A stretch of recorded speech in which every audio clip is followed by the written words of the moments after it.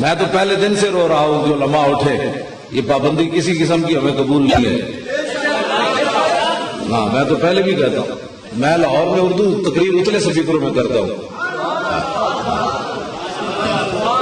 اور واحد میری مسجد ہے جس میں اتلے سپیکروں میں اردو میں تقریر ہوتی ہے۔ میرے جیسا معذور آدمی ہو کے بھی تکڑا ہے تو تسی چلتے پھرتے کیوں یرکے کھڑے ہو گئے؟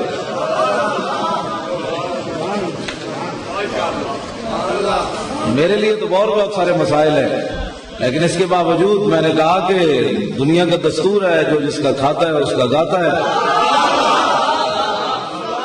ہمیں جس چیز کی تنخواہ ملتی ہے، میرے آقا نے پوچھ لیا قیامت والے دن، مسجد کی تنخواہ کھائی تو حلال کیا کیا؟ اس کا حساب تو ہونا ہے، ایک دن حضور کے سامنے پیش ہونا ہے۔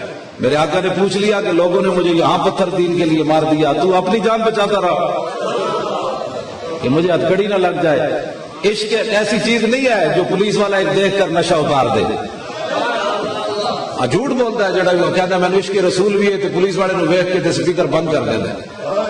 ہاں وہ جھوٹ مارتا ہے۔ نشہ تو ایسا ہے، 70 زخم لگے ہوئے حضرت طلحہ بن عبید اللہ میدان احد تے سر بھی پھٹے ہوئے آتے، ہاتھ بھی شل ہوئے ہوئے آتے تے بے ہوش ہو گئے۔ سیدنا صدیق اکبر کو میرے آقا نے فرمایا ابو بکر طلحہ کے چہرے پر چھڑکو پانی، ہوش آئی۔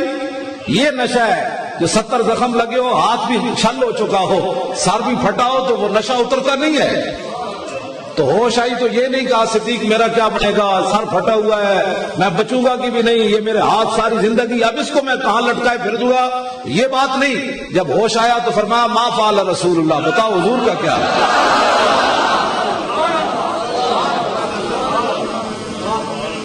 یہ نشہ ایسا ہے۔